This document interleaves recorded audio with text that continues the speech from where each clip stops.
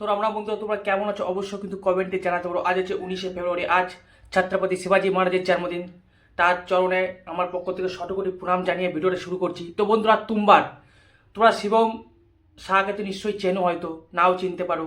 তো তুম্বান মুভি যখন এসেছিলো বন্ধুরা, তখন কিন্তু বইটা অডিয়েন্স সেভাবে সাপোর্ট করেনি, সেক্ষেত্রে বইটা কিন্তু সেভাবে চলেনি। তখন কিন্তু শুভম শাহর মনে খুব দুঃখ লেগেছিল, কারণ ভাই তিনি অত বড় প্রডিউসার না, তিনি ব্যাংক থেকে লোন নিয়ে বইটা তৈরি করেছিলেন।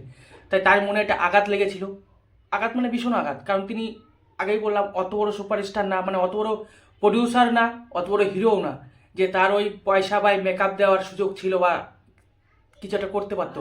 তাই তিনি আবার তুম্বা মুভিকে কিন্তু রিলিজ করেছিল, এবং সেখান থেকে দেখা যায় যে 38 কোটি টাকা কিন্তু কালেকশন করেছিল,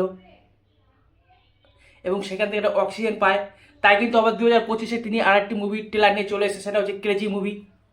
এবার যদি এক কথায় বলি কেজি মুভির টেলার কেমন হয়েছে, অসাধারণ হয়েছে। কারণ বন্ধুরা এই বইয়ে টেলার থেকে যা বুঝেছি বন্ধুরা, সেটা হচ্ছে যে যে হিরো তার মেয়ে আর কি অপহরণ হয়ে যায়, এবং তাকে শুধু 1 ঘন্টা টাইম দেওয়া হয়। সে 1 ঘন্টা টাইমের মধ্যে সেই তার মেয়েকে কিন্তু খুঁজে বের করতে হবে বা টাকা নিয়ে যেতে হবে, যেটা কোথাও না কোথাও আমার খুব ভালো লেগেছে। এবং এই ট্রেলারটা যখন আমি দেখছিলাম তখন আমার মনে হচ্ছিল মহাভারতের অভিমন্যুর কথা, যখন অভিমন্যু চক্রগ্রহে পড়ে যায়, ঠিক সেরকমই কিন্তু এখানে হিরো বা শুভম সাহা কিন্তু চক্রগ্রহে পড়ে যায়, যে আমার কোথাও না কোথাও ভালো লাগছে। পড়লেই ভালো, কারণ যত চক্রগ্রহে পড়বে তত কিন্তু আরও টুইস্ট বেরিয়ে আসবে মাথা থেকে। এবং এই মুভিটার ট্রেলারটা থেকে যেটা বুঝি, যেটা একটা থ্রিলার মুভি হতে চলেছে, যেটা আমার কোথাও না কোথাও কিন্তু ভালো লাগছে। এবং আর টুইস্ট যে আরও বেশি করে থাকবে সেটাও ভালো। আর যতই কম বাজেট হোক বন্ধুরা, কিন্তু এই মুভির ভিতরে দিমাগ খাটানোর একটা জায়গা থাকবে। এবং সর্বোপরি এই মুভিটা হচ্ছে ফ্রেশ মুভি, কারণ এখন তো সব রিমিকে ভরাভরি মুভি, সব রিমিক। কিন্তু এটা একটা ফ্রেশ কন্টেন্ট, যেটা কোথাও না কোথাও আমার ভালো লাগছে।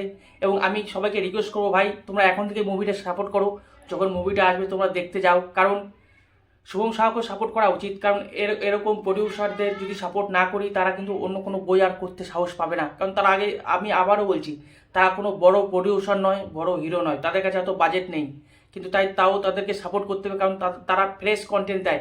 তুম্বান মুভি যদি তোমরা না দেখো, তুম্বান মুভি তোমরা দেখো, তোমাদের খুব ভালো লাগবে। মাত্র 15 কোটি টাকার বাজেটে এত সুন্দর মুভি যে কী করে তৈরি করেছিল, সেটা তোমরা একবার দেখে নাও তুম্বান মুভি। তারপরে এই কেরিজির বইটা কেন বলছি যে এটাও ভালো হবে, আর সত্যি করে ভালো হওয়ারই কথা, কারণ এখন থেকেই সাপোর্ট করা উচিত। কারণ রিলিজের পর তো তোমরা আবার সেই সাপোর্ট করবেই, তাই যখন মুভিটা রিলিজ হচ্ছে তখনই সাপোর্ট করা ভালো। এবং শুভম সাহাকেও একটা মেসেজ দেওয়া, ভাই তুমি এরকমই বই তৈরি করো, আমরা তোমার সঙ্গে আছি।